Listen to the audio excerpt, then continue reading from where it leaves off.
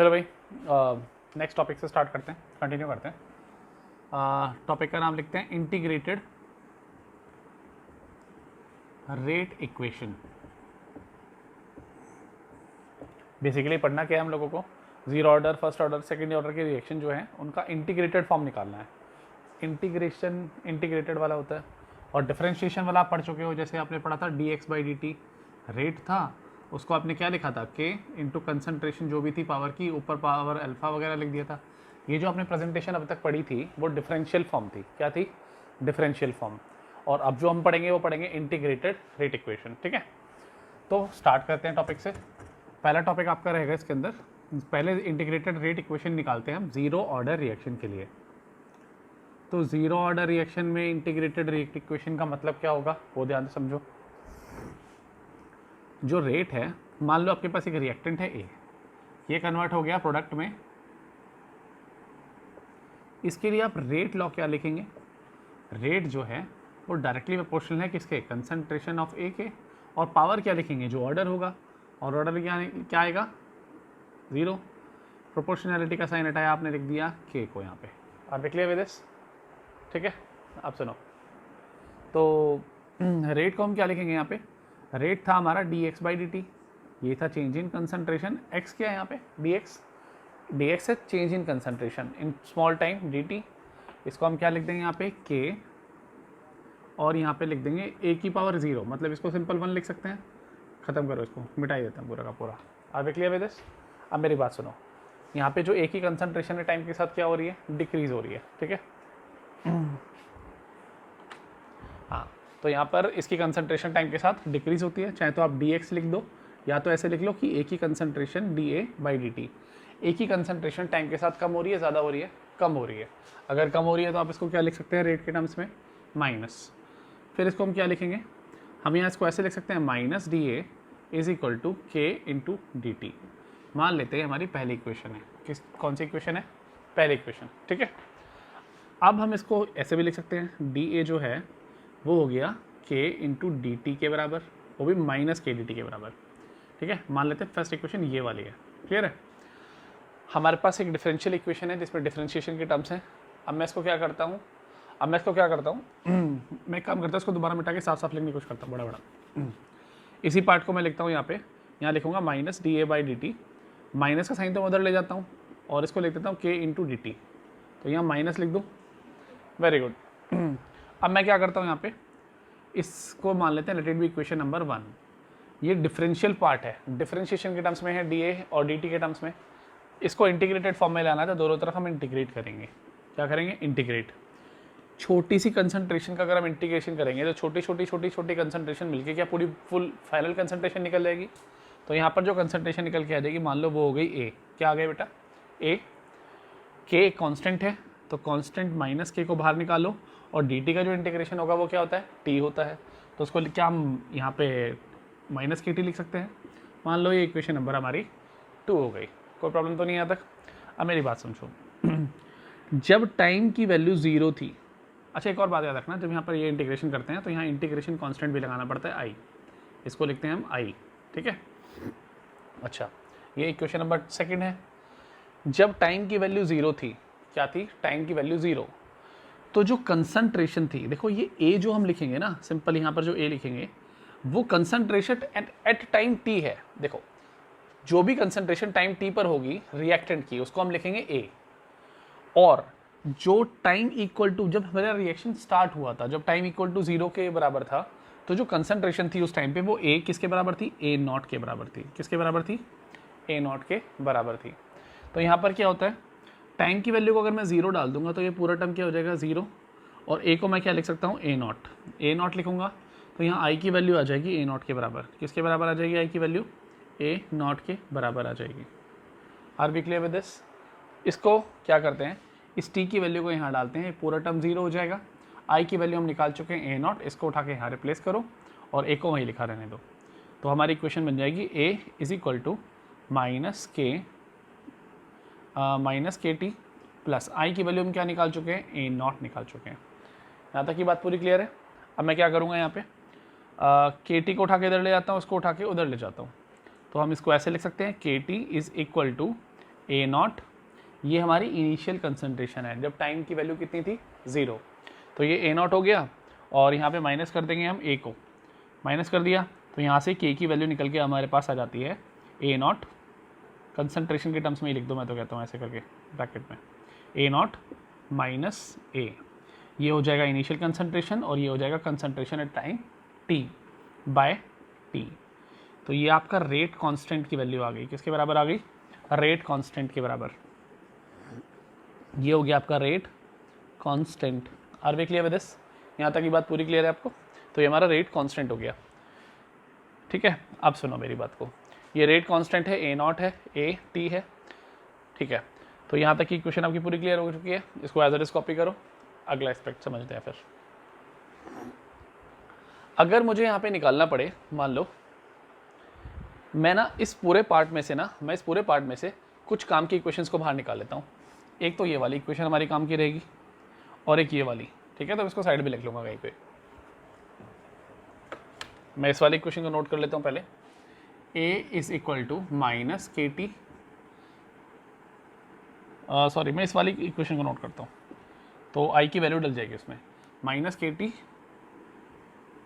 Plus A not. एक तो हम ये वाली इक्वेशन को नोट कर लेंगे और एक k की वैल्यू को नोट कर लेंगे अलग से, k is equal to a naught minus a by t, एक ये वाली इक्वेशन हम नोट कर लेंगे, ठीक है। अभी हम किसके लिए पढ़ रहे हैं, ज़ीरो ऑर्डर के लिए पढ़ रहे हैं। तो देखो आगे क्या होगा ज़ीरो ऑर्डर वाले रिएक्शन में, समझो इस बात को। अगर मैं इस इक्वेशन को दूँ ध्यान से, तो ध्यान से सुनना, मुझे निकालनी है, मैं सेकंड टॉपिक निकालने की कोशिश करता हूँ। मैंने पहले क्या निकाल दिया यहाँ पे, रेट कांस्टेंट। सेकंड पार्ट में मैं क्या निकालूंगा, सेकंड पार्ट पे निकालूंगा मैं हाफ लाइफ पीरियड।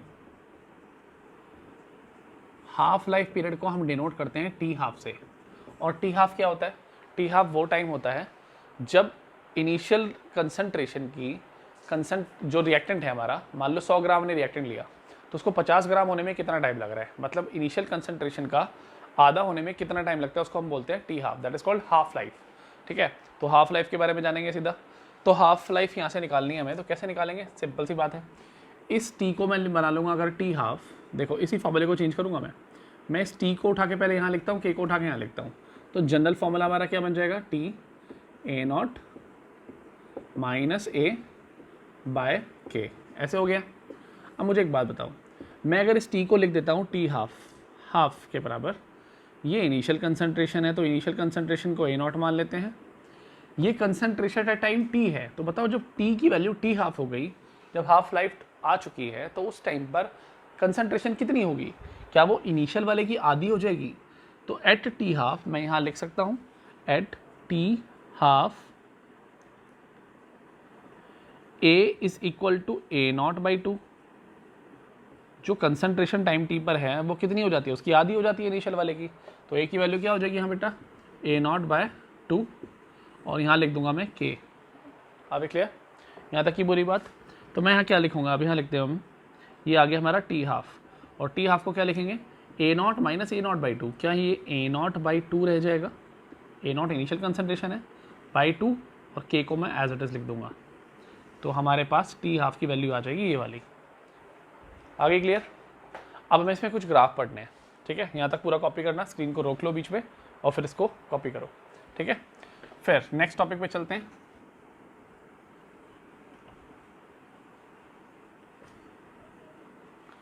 इसी के अंदर हमें कुछ ग्राफ पढ़ने हैं।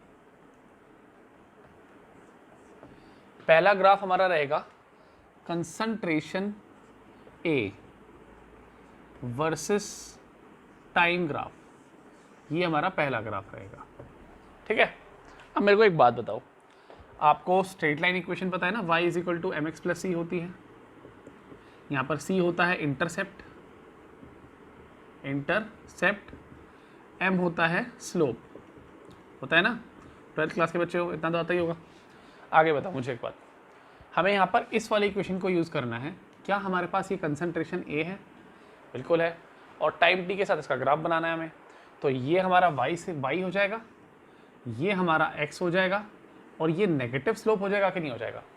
तो माइनस के का मतलब है वो स्लोप नेगेटिव है, ठीक है, नीचे की तरफ ग्राफ आएगा। और इंटरसेप्ट की वैल्यू क्या है, पॉजिटिव। तो हम ग्राफ कुछ ऐसा ड्रॉ करेंगे, बताओ क्या ग्राफ नीचे की तरफ आएगा।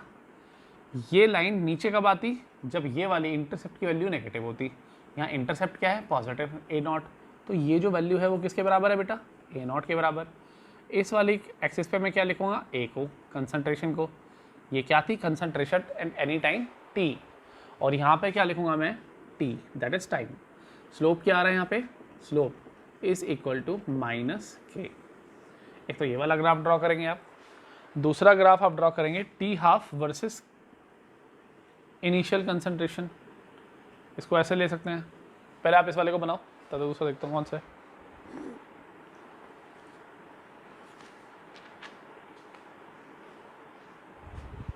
ठीक है, अगला ग्राफ जो है सेकेंड नंबर का वो रहेगा आपका T half versus A not, इसके बीच में ग्राफ। यहाँ तक की बात क्लियर है। अब आप इस वाले फॉर्मूले को देखेंगे, यहाँ पे आप इस वाले फॉर्मूले को देखेंगे, जहाँ जहाँ जो जो वर्ड समझते रहते हैं वहीं पर स्क्रीन को पॉज करो, पहले उसको कॉपी करो, फिर नेक्स्ट पार्ट पे जाओ। ठीक है, क्या करना है आपको, देखो ध्यान से। ये जो टी हाफ है, t 1/2 is equal to a naught by 2 k अभी हमने पढ़ा। मैं इसको दो पार्ट में डिवाइड कर सकता हूँ, ए नॉट अलग लिख देता हूँ, 1/2 के अलग लिख देता हूँ। लिख दिया मैंने। ये है m, ये है x, ये हुआ y, c तो है ही नहीं यहाँ पे। तो ग्राफ कहाँ से शुरू होगा, ओरिजिन से शुरू होगा।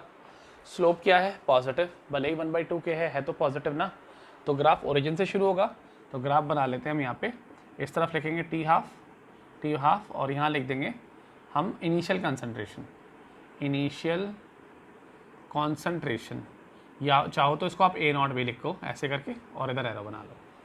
ग्राफ कहाँ से शुरू होगा, ओरिजिन से, क्योंकि इंटरसेप्ट है ही नहीं, ज़ीरो है। तो ग्राफ ओरिजिन से शुरू होगा और स्ट्रेट लाइन ग्राफ ऊपर की तरफ जाएगा। यहाँ पर स्लोप क्या आ जाएगा, के की वैल्यू, सॉरी एम की वैल्यू कितनी आ जाएगी, एम की वैल्यू आ जाएगी 1/2 के। बोलिए यहाँ तक की बात समझ में आ रही है कि नहीं आ रही, वेरी गुड। जो तीसरा ग्राफ आपको पढ़ना है, जो तीसरा ग्राफ होगा यहाँ पे वो होगा rate of reaction versus A concentration. बताइए, अभी अभी आपने जब इसका डेरिवेशन किया था इंटीग्रेटेड फॉर्म का, तो आपने पढ़ा था जो रेट है वो k इंटू ए की पावर 0 पे डिपेंड करता है कि नहीं करता, बिल्कुल करता है। तो ये इंडिपेंडेंट हुआ ना पावर के, तो इस पर डिपेंड ही नहीं करेगा। तो अगर आप एक एक्सिस पे लिख देंगे रेट को, दूसरे पे लिख देंगे कॉन्सेंट्रेशन को, तो कंसंट्रेशन आप चाहे कितनी बढ़ा लो, रेट तो कांस्टेंट ही रहेगा ना। तो यहाँ पे रेट कांस्टेंट रहता है, तो रेट का कोई फर्क नहीं पड़ता जीरो ऑर्डर में, क्योंकि उस पर पावर पे डिपेंड ही नहीं कर रहा। पावर कितनी है इसकी, 0। आप क्लियर विद दिस, चलो आगे बढ़ते हैं। पूरा कॉपी कर लेना इसको एज इट इज, स्क्रीन को रोके यहीं की, फिर अगले टॉपिक बढ़ते हैं।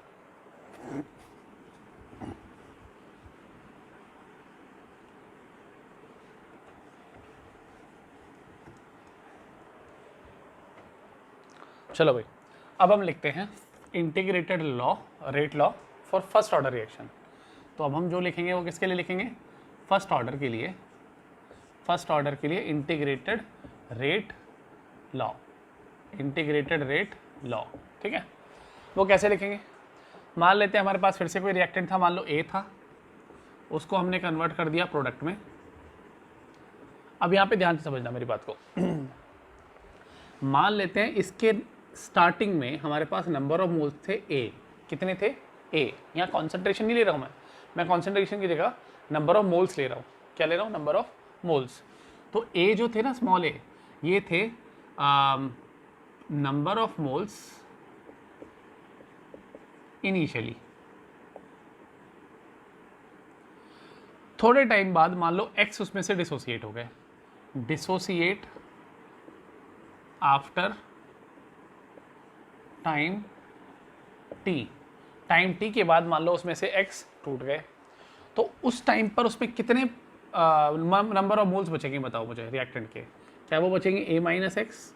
तो यहाँ लिख लो पहले आप a माइनस एक्स को, number of moles of reactant remain left after time T के बाद कितने बच गए, बचे। अब सुनो, हम क्या करते हैं, हम जब भी रेट लिखते हैं, रेट ऑफ रिएक्शन को, किसी भी टाइम टी पर हमें रेट ऑफ रिएक्शन लिखना है तो वो किस पे डिपेंड करता है, पहले तो लगाते हैं हम रेट कांस्टेंट और फिर लिखते हैं उस टाइम पे क्या उसकी कंसंट्रेशन पार्टिकल्स की कितनी रही।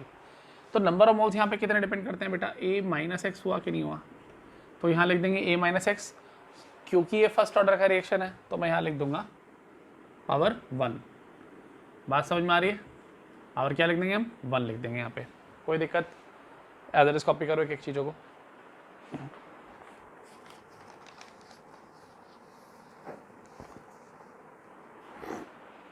ठीक है, अब मुझे एक बात बताओ, स्टार्टिंग में नंबर ऑफ मोल्स थे ए और टाइम टी के अंदर कितने मोल डिसोसिएट हुए हैं एक्स, तो कंसंट्रेशन चेंज किया, हम इसको ऐसे लिख सकते हैं D x by D T, ये इतने D x particle D T time में चेंज हो गए, कन्वर्ट हुए। तो मैं यहाँ पर रेट ऑफ रिएक्शन जो होता है मैं उसको लिख सकता हूँ D x by D T, इतने नंबर ऑफ मोल्स चेंज हुए अपॉन डी टी। ठीक है, नंबर ऑफ मोल्स अपॉन में वॉल्यूम कर दूँ मैं सीधा, तो वो कंसंट्रेशन हो जाएगी। तो हम यहाँ पे सबकी वॉल्यूम को मान लेते हैं 1 लीटर थी, तो ये नंबर ऑफ मोल्स अपॉन 1, अरे भाई मोलैरिटी का फॉर्मूला होता है ना, number of moles upon volume litre. मैं ये 1 लीटर लिख दूँ तो नंबर ऑफ मोल्स मोलैरिटी के बराबर है कि नहीं है। तो रेट लो में अगर मैंने यहाँ मोलैरिटी या कंसंट्रेशन ना लिख के वॉल्यूम को 1 लीटर मान लिया तो नंबर ऑफ मोल्स भी किसका काम करेंगे, मोलैरिटी का काम करेंगे, कंसंट्रेशन का काम करेंगे कि नहीं करेंगे। तो मैंने यहाँ पे रेट ऑफ रिएक्शन को लिख दिया बेटा D x by D T, जो आप स्टार्टिंग में पढ़ चुके हो। रेट ऑफ रिएक्शन को हम कैसे डिनोट करते हैं, change in concentration by change in time. ठीक है, अब आप यहाँ कहेंगे कंसंट्रेशन तो नहीं है, यहाँ तो मोल्स है, लेकिन हमने वॉल्यूम कितनी मान ली, 1 मान ली। ठीक है, तो नंबर ऑफ मोल्स और मोलैरिटी बराबर, तो यहाँ D x by D T किसके बराबर आ जाएगा, के इंटू ए माइनस एक्स के आ गया कि नहीं आ गया, वेरी गुड। अब मैं डी टी वाले पार्ट को उठा के इधर ले जाता हूँ, ए माइनस एक्स वाले पार्ट को उठा के इधर ले आता हूँ, तो मैं इसको लिख सकता हूँ डी एक्स अपॉन में ए minus x is equal to के इंटू डी टी, इसके बराबर हो गया कि नहीं हो गया, क्लियर है, वेरी गुड। अब मैं ये हमारे पास एक इक्वेशन आ चुकी है डिफरेंशियल फॉर्म में, इसको हम करेंगे दोनों तरफ इंटीग्रेट। क्या करेंगे, इंटीग्रेट। और जब हम इसको इंटीग्रेट करेंगे तो इसका इंटीग्रेशन जो आता है इस लेफ्ट हैंड वाले पार्ट का, वो आता है minus l n a minus x. समझ में आया, ऊपर क्या टर्म दिया हुआ है डी एक्स, जो नीचे एक्स है वो माइनस में है प्लस में है, माइनस में इसलिए हम माइनस लगा देते हैं आगे। बाकी मैथमेटिक्स की बात है तो मैथमेटिक्स वाले उसमें पार्ट में क्लियर करना, अभी समझो इसका फॉर्मूला ये वाला होता है minus l n a minus x, clear है। अब सुनो, ये के हमारा एक कांस्टेंट है, इसको के को बाहर निकालते हैं, डी टी का इंटीग्रेशन होता है टी, साथ में लगा देंगे इंटीग्रेशन कांस्टेंट जैसे कि हमने पहले वाले इक्वेशन में यूज़ किया था। अब क्लियर विद दिस, चलो यहाँ तक मेरे ख्याल से विजिबल है, दोबारा लिख देता हूँ, इसको लिखते हैं minus l n a minus x और यहाँ लिखते हैं के टी प्लस आई। कोई प्रॉब्लम है यहाँ तक कुछ भी, चलो आगे बढ़ते हैं। तो अब क्या करना है हमें अब हमें क्या करना होगा आगे, अब हमें आगे क्या करना होगा, ध्यान से सुनो। जब टाइम की वैल्यू को मैं 0 लिखूंगा तो जब टाइम की वैल्यू 0 होगी तो ये पूरा टर्म 0, वही काम करेंगे हम, इंटीग्रेशन कांस्टेंट की दोबारा वैल्यू निकालने की कोशिश कर रहे हैं। वो कैसे निकलेगी, जब टाइम की वैल्यू हमने 0 डाल दी तो यहाँ पे इंटीग्रेशन कांस्टेंट की वैल्यू कैसे निकालेंगे, जब टाइम t इक्वल टू 0 था तो x भी तो नहीं बना था, सारा का सारा कंसंट्रेशन किसके फॉर्म में था, a के फॉर्म में, तो x की वैल्यू कितनी थी 0। तो अगर मैं t की वैल्यू को 0 डाल दूंगा तो x की वैल्यू भी कितनी हो जाएगी हमारी, 1 मिनट। तो अगर मैं टाइम की वैल्यू को 0 डाल दूंगा तो x की वैल्यू भी कितनी डालनी पड़ेगी, 0, तो ये बन जाएगा minus l n a, clear है। तो मैं यहाँ पे क्या करूँगा, आई की वैल्यू क्या हो जाएगी, माइनस एल एन ए के बराबर, तो यहाँ से जो आई की वैल्यू आएगी वो आ जाएगी माइनस एल एन ए के बराबर, इंटीग्रेशन कांस्टेंट की value negative l n a, clear है। आई की वैल्यू को उठा के मैं यहाँ से उठा के यहाँ डाल दूंगा सीधा, तो ये आ जाएगा minus l n a minus x is equal to k t plus integration constant की जगह मैं क्या लिख सकता हूँ यहाँ पे, माइनस एल एन ए। यहाँ तक की बात क्लियर है। इस वाले पार्ट को उठाते हैं इधर ले आते हैं तो क्या हो जाएगा, ये हो जाएगा l n a minus l n a minus x is equal to k t. हुआ, ये काम करो, के टी को इस तरफ लिख लेते हैं, शॉर्ट फॉर्म में सही रहेगा। ऐसे आ गया, यहाँ से क्या होगा बताओ, ये log a है, ये log b है, log a minus log b का फॉर्मूला होता है log a बाय b। तो मैं यहाँ पे लिख सकता हूँ उसको ln a अपॉन में a माइनस एक्स। a क्या था यहाँ पे, a क्या था यहाँ पे इनिशियल नंबर ऑफ मोल्स, और a माइनस एक्स क्या था, x टूट चुके थे टाइम t के बाद, तो जो टाइम t के बाद जो रिमेनिंग नंबर ऑफ मोल्स थे हमने उसको a माइनस एक्स लिख दिया। क्लियर है। और यहाँ पे मैं लिख दूंगा k t के बराबर, इसको यहाँ तक की बात क्लियर हो गई आपको। थोड़ा साफ साफ लिख देता हूँ, k t is equal to l n a upon में ए माइनस एक्स। कहाँ से आया ये, log a minus log b. Log a minus log b का फॉर्मूला होता है log a by b. Clear हुआ। आगे बढ़ते हैं, आगे बढ़ते हैं। देखो क्या करना है, देखो यहाँ तक का हमारा फॉर्मूला बन चुका है। ये नेचुरल लॉग है। अगर मुझे नेचुरल लॉग को उठा के लॉग बेस 10 में कन्वर्ट करना होता है तो मैं क्या करता हूँ, इसको उठा के मैं 2.303 की मल्टीप्लाई करूँगा। किसकी मल्टीप्लाई करूँगा, 2.303 की। तो मैं यहाँ पे अगर ln को उठा के लॉग बेस 10 में कन्वर्ट करता हूँ, लॉग बेस 10 को खाली लॉग लिख सकते हैं, तो यहाँ आ जाएगा a अपॉन में a माइनस एक्स। यहाँ पर हमें साथ में मल्टीप्लाई किसकी करनी पड़ेगी, 2.303 की, और ये आ जाएगा के टी के बराबर। मैं टी को उठा के नीचे ले जाऊँ इधर, तो हमारा ये फॉर्मूला बन जाएगा ये वाला। Are we clear with this. अब मुझे एक बात बताओ, ऊपर भी नंबर ऑफ मोल्स हैं a, नीचे है remaining number of moles after time t।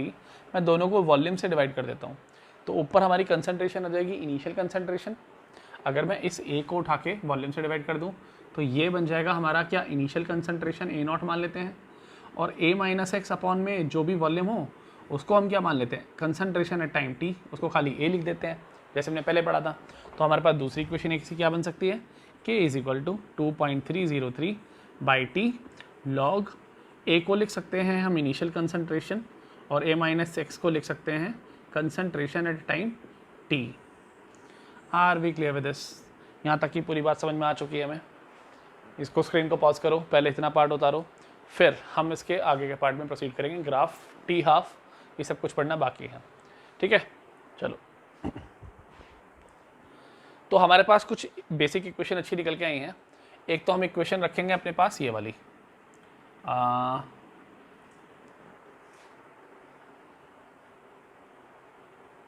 उतारो पहले।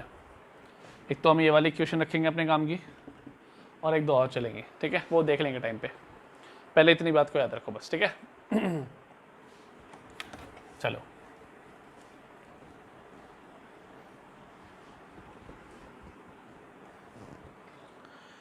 तो फर्स्ट ऑर्डर रिएक्शन में जो रेट कांस्टेंट की वैल्यू हमारे पास निकल के आई है उसको हम लिख सकते हैं 2.303 बाई टी। यहाँ लिखेंगे लॉग a अपॉन में a माइनस एक्स, ऐसे लिख रहे थे। या तो फिर हमने इसको a को मान लिया था a not, capital A not. क्या 2 मिनट, तो इसको a upon a minus x हुआ। ठीक है, तो हम क्या करेंगे यहाँ पे, इसको हम कैपिटल ए नॉट भी लिख रहे थे और इसको लिख रहे थे हम खाली ए। ठीक है, अब हमें पढ़ना है यहाँ पे टी हाफ, इसकी भी कोई हाफ लाइफ साइकिल होगी। अब मुझे एक बात बताओ, जब हम इसमें टी हाफ की वैल्यू निकालेंगे तो टी की वैल्यू तो टी हाफ हो जाएगी। इस टी को मैं क्या लिख दूंगा, इस टी को लिख दूंगा मैं टी हाफ, और इस टी हाफ को उठा के इधर ले जाएंगे, के को उठा के इधर ले आएंगे। मुझे एक बात बताओ, जब हाफ हो जाएगा टाइम, हाफ लाइफ आ जाएगा, तो x की वैल्यू क्या हो जाएगी, क्या वो इनिशियल नंबर ऑफ मोल्स के आधे हो जाएंगे, x is equal to a/2 हो जाएगा। बिल्कुल हो जाएगा। उसको उठाओ, उस वाली इक्वेशन में डाल दो। क्या लिखेंगे, k इज इक्वल टू 2.303। मैं तो कहता हूँ k को उठा के ना नीचे लिख देते हैं और t को उठा के ऊपर लिख जाते हैं इधर, तो ये हो जाएगा t 1/2, ये आ गया। और यहाँ लिखेंगे log a अपॉन में a माइनस एक्स। एक्स की वैल्यू क्या डाल दूंगा मैं, a/2। एक में से आधा गया, आधा बचेगा, a/2 बचेगा। तो यहाँ पर आ जाएगा 2.303 बाई रेट कांस्टेंट लॉग, यहाँ पर आ जाएगा a अपॉन में a/2। 2 को उठा के ऊपर ले जाएंगे, a से a कट जाएगा, तो ये log 2 बचा कि नहीं बचा, वेरी गुड। और ये रह गया 2.303 बाय k, किसके बराबर है ये बेटा, t हाफ के बराबर है। log 2 की वैल्यू होती है 0.3010 इंटू, यहाँ लिखते हैं 2.303 बाय के, ये आ गया टी हाफ के बराबर। इन दोनों की मल्टीप्लाई करते हैं तो एक वैल्यू निकल के आती है, that is equal to 0.693 by k, ये हमारे पास t हाफ की वैल्यू आ गई। यहाँ तक की बात पूरी समझ में आ रही है, कोई दिक्कत तो नहीं है। इसको एज इट इज कॉपी करो, फिर हम इसके ग्राफ पे आते हैं।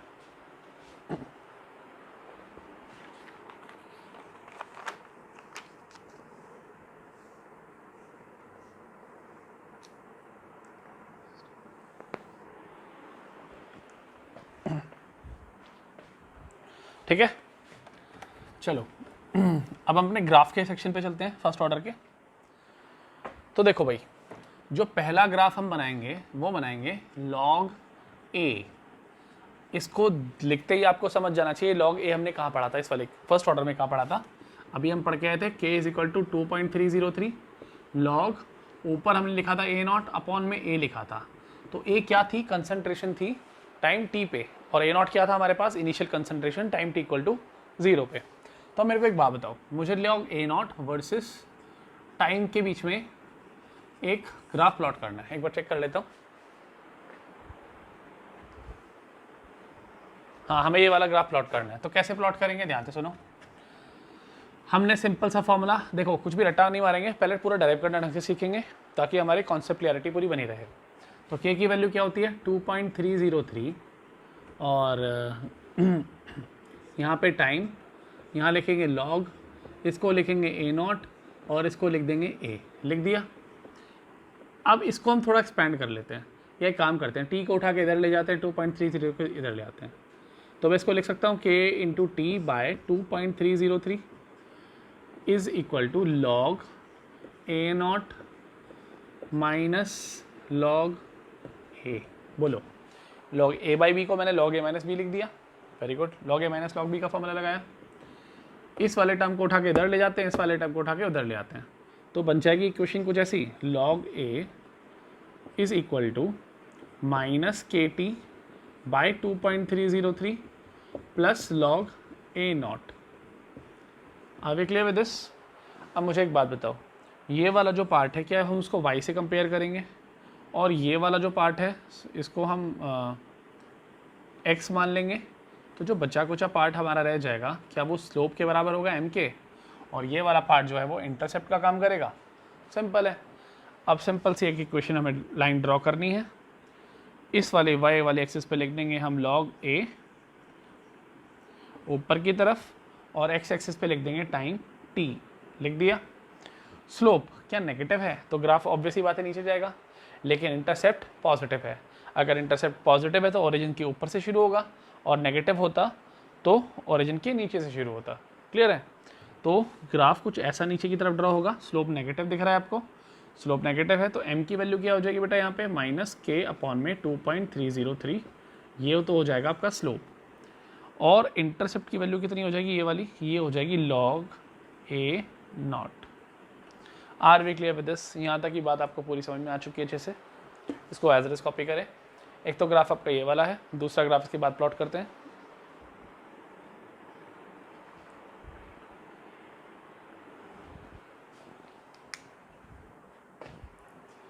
एक जो ग्राफ आपको दिया हुआ है दूसरा वाला, वो जो है वो है आपका log a naught by a versus time graph, versus time graph है। ठीक है, अब होता क्या है इसके अंदर, ध्यान से सुनो। ये ग्राफ आपको बनाना है, सिंपल है, बना लोगे। k इज इक्वल टू क्या है 2.303 बाय टी, log ऊपर a नॉट आता है और नीचे a आ जाता है। वेरी गुड, क्लियर है यहाँ तक? तो आपको log a not by a, और ये वाला पार्ट आपको यहाँ पे लिखना है, मीन्स बोल। अच्छा, तो हमें क्या करना है यहाँ पे, ये इसके बीच में और टाइम के बीच में ग्राफ बनाना है। ठीक है, तो सिंपल सी बात है, एक तरफ हम लिख देंगे क्या, log a naught by a, और इधर लगा देंगे टाइम t। सिंपल सी बात है, अगर मैं इस वाले पार्ट को यहीं छोड़ दूँ और इसे उठा के t को यहाँ लिख देता हूँ, और 2.303 को इसके नीचे लिख देता हूँ, क्या ये हमारा y है और ये हमारा x है, तो क्या ये वाला पार्ट हमारा m हो जाएगा, स्लोप हो जाएगा। c की वैल्यू कुछ होगी नहीं, तो ग्राफ कहाँ से शुरू होगा, ओरिजिन से।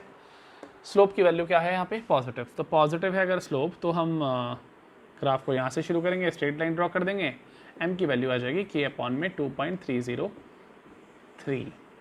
Are we clear with this? यहाँ तक पूरा बात समझ में आया? पकड़ो, ऐसे बना दो, ख़त्म करो। ठीक है, चलो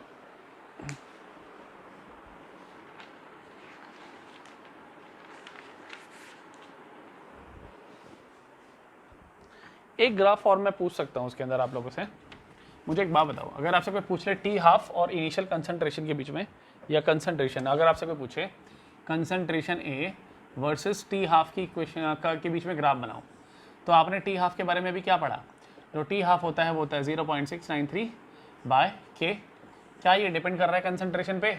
नहीं कर रहा ना, तो इंडिपेंडेंट हुआ कंसंट्रेशन के। सिंपल सा ग्राफ, यहाँ लगा दो टी हाफ, यहाँ लिख दो कंसंट्रेशन ए, कितनी बढ़ा लो टी हाफ की वैल्यू चेंज नहीं होगी, वो क्या है? फिक्स स्ट्रेट लाइन ग्राफ आ जाएगा। तो इस वाले पार्ट के साथ आपका फर्स्ट ऑर्डर का इंटीग्रेटेड पार्ट खत्म हुआ। यहाँ तक का आपको आई होप सब कुछ क्लियर हो चुका है, कुछ बचा नहीं है। ठीक है, नेक्स्ट क्लास में हम फर्दर डिस्कस करते हैं। ठीक है।